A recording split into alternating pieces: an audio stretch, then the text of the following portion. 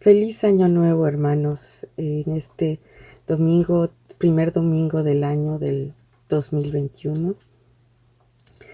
Y estamos celebrando nuestro servicio otra vez en cuarentena. Y nuestro texto de hoy es el de Lucas en el capítulo 2 de los versículos 41 al 52. El texto habla de la presentación más bien del joven Jesús con 12 años que va junto con su familia a celebrar las fiestas de la Pascua a Jerusalén. Y lógicamente vamos a ver en este texto, como en muchos textos de Lucas, la confusión que se da por unos malentendidos entre Jesús y sus papás. Antes que nada, hermanos, para empezar el texto, vi yo en esta semana un cómic en el periódico local donde se ve un Santa Claus con un tapabocas y un saco eh, vacío enfrente del área de devoluciones del cielo. Y Santa Claus con tapabocas se acerca al ángel que está a cargo del área de devoluciones y le dice con consternación que billones de personas no les interesa cambiar sus regalos, sino que quieren cambiar el año, el 2021. Y el título del cómic es El servicio no incluye devolución. Algunos de nosotros quisiéramos borrar este año, concentrarnos en las luces hermosas atrás de nosotros de la esfera de un mercado de Navidad en Holanda, ¿no? Quisiéramos concentrarnos en las cosas que nos elevan, que nos hacen olvidar este difícil año pasado, donde pues varios de nosotros perdimos familiares o amigos, que un año que todavía no, para muchos todavía en el sentido de las pérdidas no acaba, que es un año que no, que digamos que fue el principio de una crisis que los políticos y los expertos en virus, pues muchas diferentes áreas de la vida social, política y pública están preocupados porque hay consecuencias a largo plazo, y a nivel privado, pues lógicamente que muchos de nuestros hermanos en la iglesia y gente conocida y sigue sufriendo las consecuencias de las cuarentenas. Entonces ha sido un año de pérdidas, despedidas dolorosas, de confusión.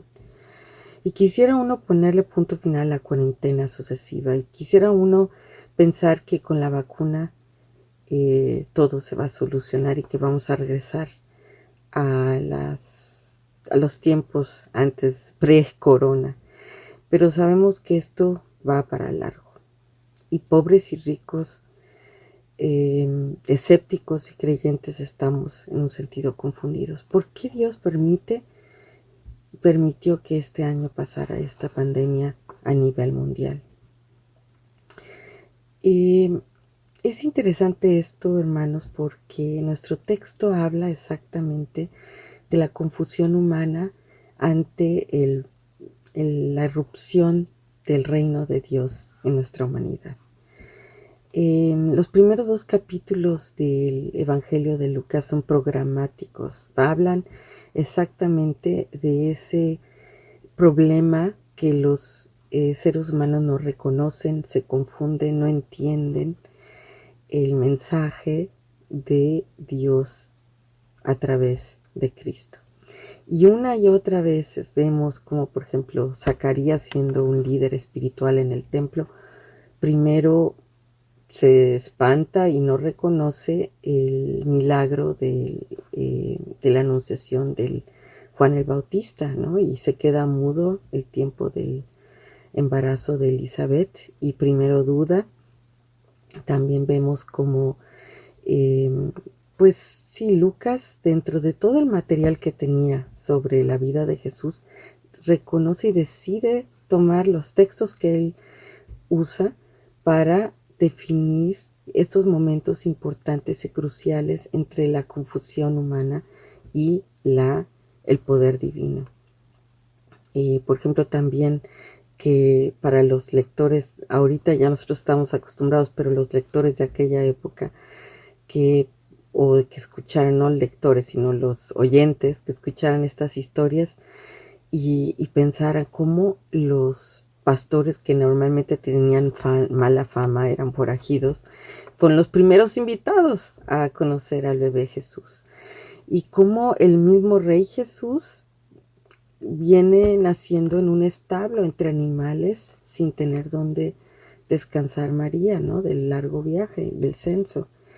Una y otra vez vemos que a Lucas le interesan esos momentos de confusión, de momentos en los que no todo está claro, precisamente para demostrar el poder de la salvación. Vamos a leer nuestro texto para que podamos acordarnos bien otra vez de la situación.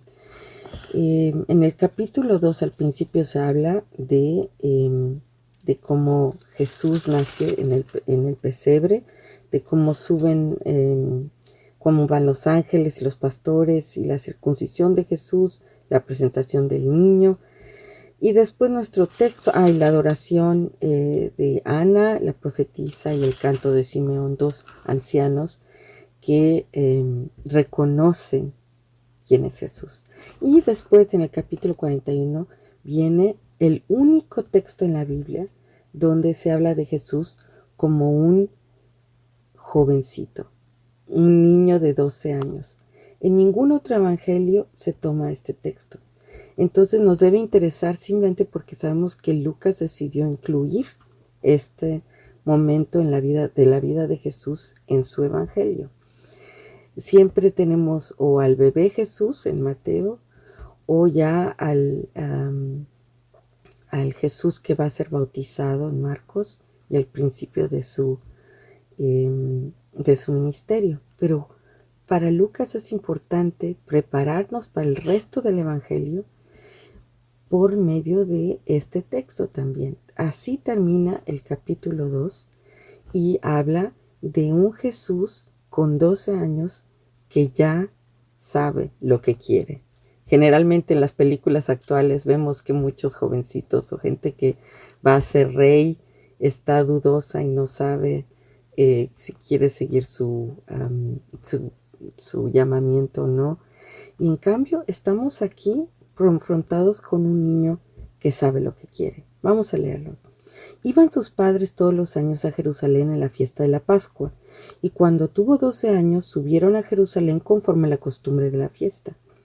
Al regresar ellos, acabada la fiesta, se quedó el niño Jesús en Jerusalén sin que lo supiesen José y su madre. Y pensando que estaba entre la compañía, anduvieron camino de un día y le buscaban entre los parientes y los conocidos, algo que no era inusual porque en sociedades patriarcales, pues toda la familia, el clan era familiar. Entonces era lógico que José y María primero pensaran que estaba a lo mejor Jesús con sus primos, con sus tíos. Pero como no le hallaron, volvieron a Jerusalén buscándole. Y aconteció que 3 días después le hallaron en el templo, sentado en medio de los doctores de la ley, oyéndoles y preguntándoles. O sea que primero a lo mejor lo fueron a buscar a casas, a lugares donde uno se hubiera imaginado que son adecuados para que estén los niños, y nunca se imaginaron que iba a estar en el templo. Y 3 días lo estuvieron buscando en la ciudad. Y todos los que le oían se maravillaban de su inteligencia y de sus respuestas. Cuando le vieron, se sorprendieron y le dijo su madre: Hijo, ¿por qué nos has hecho así? He aquí, tu padre y yo, por delante al padre, en la sociedad patriarcal muy importante, tu padre y yo te hemos buscado con angustia. Una respuesta completamente humana. Todos los que somos padres lo hemos vivido y es muy lógico que María estuviera hasta enojada. Entonces él les dijo, Jesús, ¿por qué me buscabais? ¿No sabíais que en los negocios de mi padre me es necesario estar? Mas ellos no entendieron las palabras que les habló. Y descendió con ellos y volvió a Nazaret y estaba sujeto a ellos. Y su madre guardaba todas estas cosas en su corazón. Y Jesús crecía en sabiduría y en estatura y en gracia para con Dios y los hombres. Es un texto muy interesante, muy hermoso, por diferentes razones. Desde el punto de vista textual, es interesante que este texto al principio del Evangelio sea una preparación para lo que va a venir. En la voz de un niño, Lucas nos dice, estoy en los negocios de mi padre, y esto es necesario que acontezca. Para los oyentes de aquella época esto era revolucionario. Un niño que define la relación que él tiene con Dios. Y además, imagínense, en una cultura judía tan estricta, nadie se había atrevido a llamar personalmente a Dios como su Padre. Entonces, uno podría decir, como dice uno en México, este niño igualado, que habla de Dios como su Padre y que tiene que estar atendiendo a los negocios de Dios en el templo. Esta es la primera vez que Lucas ya está definiendo quién es Jesús. Y esto en boca de un niño de 12 años. No un niño de 7, de 9, que hubiera podido decir uno, bueno, se pierde, es posible, ¿no? Pero ya es un niño de 12. A los 13 años ya se le consideraba a los niños en esta sociedad patriarcal como ya jóvenes adultos. Entonces digamos que al final de la infancia de Jesús, Jesús mismo ya tiene una autorreflexión de sí mismo, de quién es y de su identidad. Y esto es una preparación para todo el Evangelio de Lucas. Interesante que esta palabra en griego que dice, no sabías que en los negocios de mi padre me es necesario estar. Estas mismas palabras se encuentran en el capítulo 24, el último capítulo del Evangelio, cuando los discípulos de Emaús, uno de mis textos favoritos, están hablando, pensando todo lo que pasó en Jerusalén, que Jesús fue crucificado y que ya no tiene sentido haber sido discípulo de Jesús. Y dice aquí, 2 de ellos iban el mismo día a una aldea llamada Emaús, en el versículo 13 del capítulo 24, e iban hablando entre sí de todas aquellas cosas que habían acontecido. Estaban tristes. Sucedió que mientras hablaban y discutían entre sí, Jesús mismo se acercó y caminaba con ellos, mas los ojos de ellos estaban velados para que no lo conociesen. Y les dijo, ¿qué pláticas son estas que tenéis entre vosotros mientras camináis y por qué estáis tristes? Respondiendo uno de ellos, que se llamaba Cleofas, les dijo, ¿eres tú el único forastero en Jerusalén que no ha sabido las cosas que en ella han acontecido en estos días? ¿No te has enterado? Entonces él les dijo, ¿qué cosas? Y ellos le dijeron, de Jesús Nazareno, que fue varón profeta, poderoso en obra y en palabra delante de Dios y de todo el pueblo. Y cómo le entregaron los principales sacerdotes y nuestros gobernantes y lo sentenciaron a muerte y le crucificaron. Pero nosotros esperábamos que Él era el que había de redimir a Israel. Y ahora, además de todo esto, hoy es ya el 3er día que esto ha acontecido. Y aunque también nos han asombrado unas mujeres entre nosotros y nos han dicho que las que antes del día fueron al sepulcro y como no hallaron su cuerpo, vinieron diciendo que también habían visto visiones de ángeles, quienes dijeron que Él vive. O sea, es un caos, estamos confundidos. No sabemos qué es verdad, qué es mentira, qué está pasando. Y fueron algunos de los nuestros al sepulcro y hallaron así como las mujeres habían dicho, pero a él no lo vieron, el cuerpo no está. Estamos confundidos. Entonces Jesús les dijo, oh insensatos y tardos de corazón, para creer todo lo que los profetas han dicho. ¿No era necesario que el Cristo padeciera estas cosas y que entrara en su gloria? Y comenzando desde Moisés y siguiendo por todos los profetas, les declaraba en todas las escrituras lo que él les decía, lo que de él decían, perdón. Llegaron a la aldea donde iban y él hizo como que iba más lejos. Mas ellos le obligaron a quedarse, diciendo, quédate con nosotros, porque se hace tarde y el día ya ha declinado. Entró pues a quedarse con ellos, y aconteció que estando sentado con ellos a la mesa, tomó el pan y lo bendijo, lo partió y les dijo, y se los dio. Entonces les fueron abiertos los ojos y le reconocieron, mas él se desapareció de su vista. Entonces Lucas juega con este tema de la confusión. Desde el principio hasta el final, y aún gente conocida y cercana a Jesús, que podría uno decir, bueno, a lo mejor los escépticos tienen derecho a ser confundidos, pero los cristianos o los que son cercanos a Jesús como sus padres deberían tener el beneficio de la seguridad de lo que está pasando.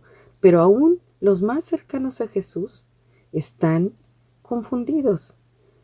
María y José no entienden lo que está diciendo este niñito y que dice que él tiene que estar en los negocios de su padre. Pero la respuesta de después de que su mamá María dice, ella guarda todas estas cosas en su corazón. Y Jesús crecía en sabiduría y se sujetaba a sus padres. ¿Por qué es interesante también este texto, hermanos?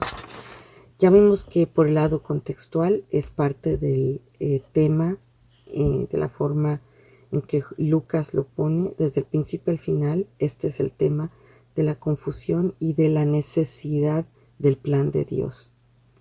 Entonces él tiene que decir, esto era necesario que pasara. No es ningún accidente de la naturaleza, no es ningún niño precoz simplemente que tiene ideas fantásticas de quién es él, sino que era parte del plan. Y eso es lo que Lucas siempre está enfatizando. Segundo, hermanos, en el contexto patriarcal, escuchaba yo a un pastor que hablaba de este texto y decía, estoy un poco elucubrando, pero me imagino que José, en una sociedad patriarcal, llevó a Jesús por el peregrinaje a Jerusalén y le fue explicando todo lo que valía, lo que significaba la fiesta de la Pascua.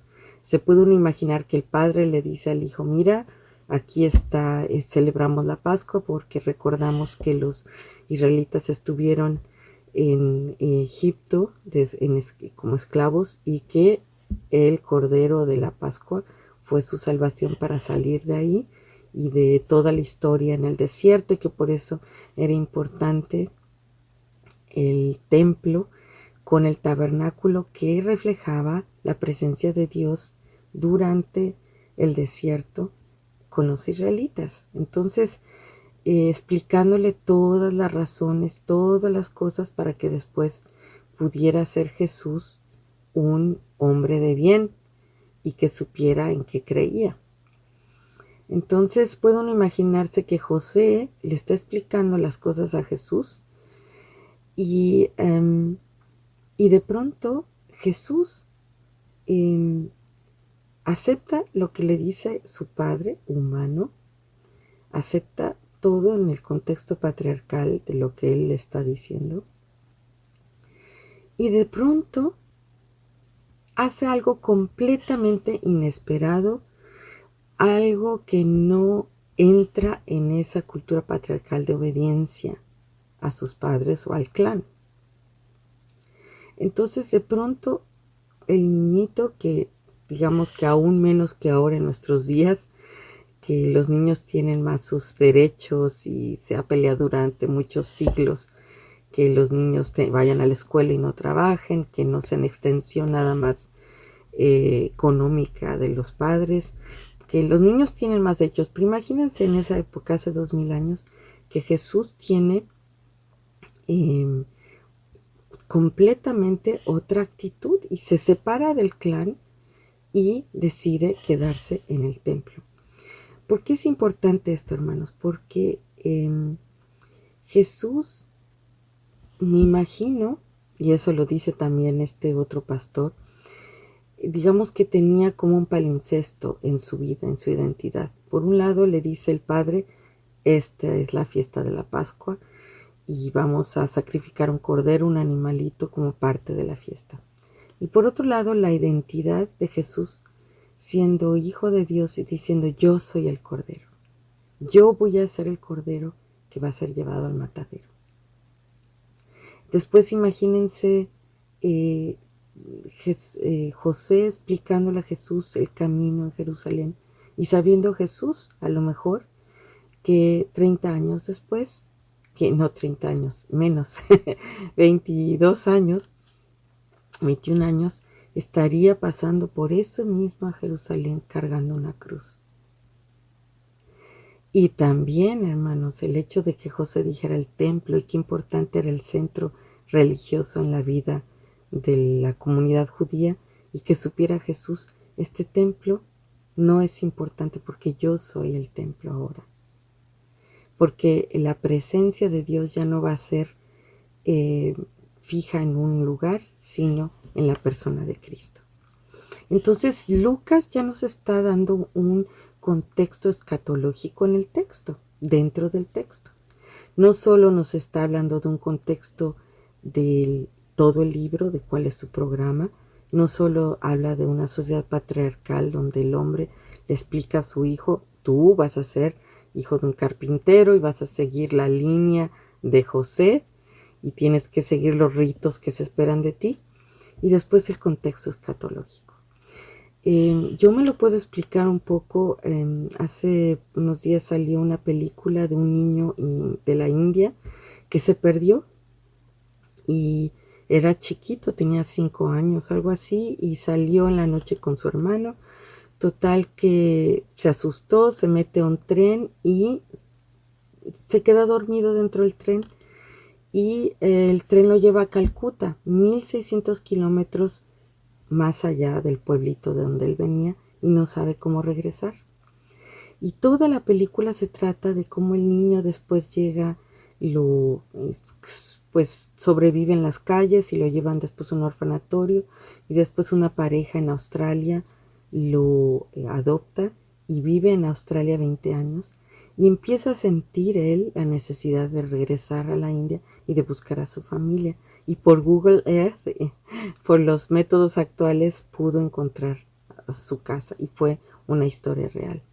Pero lo interesante de la película es que mientras el joven está protegido, creciendo en una familia que lo quiere en Australia, le vienen flashazos, se dice, ¿no? Flashbacks de sus momentos de niño chiquito en la India, de cómo corría él por los riachuelos con su hermano, cómo iba con su mamá al mercado, de cosas que él como niño se le habían quedado grabadas y cómo él empieza a tener ese conflicto entre sus recuerdos y su realidad en Australia hasta que la resuelve regresando a la India y encontrando a su mamá, a su Ami. Y yo pensé en ese niño Jesús que empieza a tener conciencia de su identidad como hijo de Dios y que está en un ambiente humano en el que pues todos humanamente nada más pueden entender limitadamente el reino de Dios en la tierra y poco a poco están tratando de entender. Y hermanos, es toda una vida en la vida cristiana, si ustedes lo saben, que muchas veces nos pasan cosas, vivimos situaciones y después de tiempo nos damos cuenta de cuál es el propósito de muchas cosas. A veces pasa todo hasta después. ¿Qué encontramos o qué podemos entender o encontrar de mensaje en este texto tan hermoso. Lucas nos llama y nos propone, nos prepara a través de este texto para entender que nos va a abrir los ojos a través de todas las historias. Nos está queriendo decir, como lo dice el texto de Primera de Reyes, dice: que estén tus ojos abiertos de noche y de día sobre esta casa, sobre este lugar del cual ha dicho, mi nombre estará ahí. Y que oigas la oración de tu siervo. Que estén tus ojos abiertos, Señor. Que tú nos abras nuestros ojos para que podamos orar. ¿Por medio de qué, hermanos? Les propongo 5 Cs. 5. La confusión es parte del camino cristiano y no cristiano. A lo mejor hay algún escéptico que está escuchando esta historia.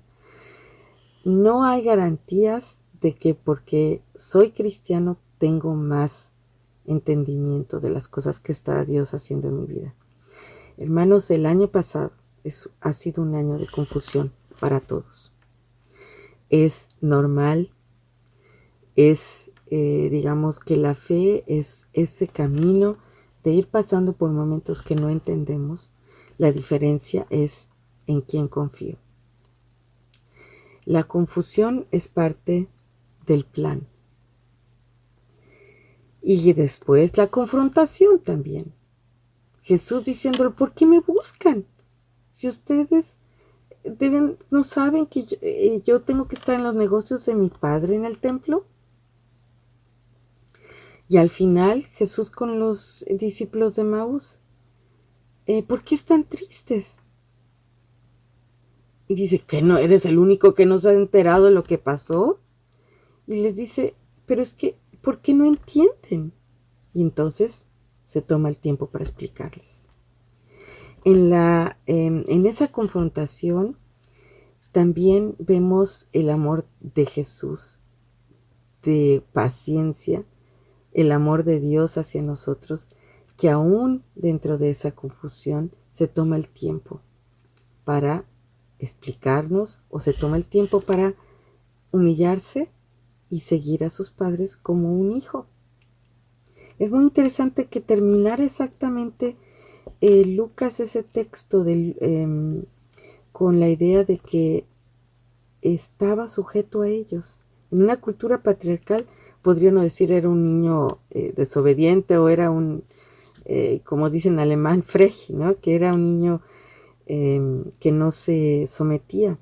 Pero Lucas está diciendo esta humanidad de Jesús como el capítulo 1 de Juan, que siendo él Dios, bajó y se hizo hombre, y se humilló, y descendió con ellos, y se sujetó a ellos. Él, siendo Dios, el Hijo de Dios, se sujeta como un niñito. Ese conflicto, esa confrontación, hermanos, es por eso una oportunidad para pedirle a Dios que nos enseñe, para pedirle al niñito Jesús que tenga paciencia con nosotros y para que siga con nosotros. Ese amor es la garantía de que pertenecemos a Dios aún con nuestras dudas. No todo está bajo control.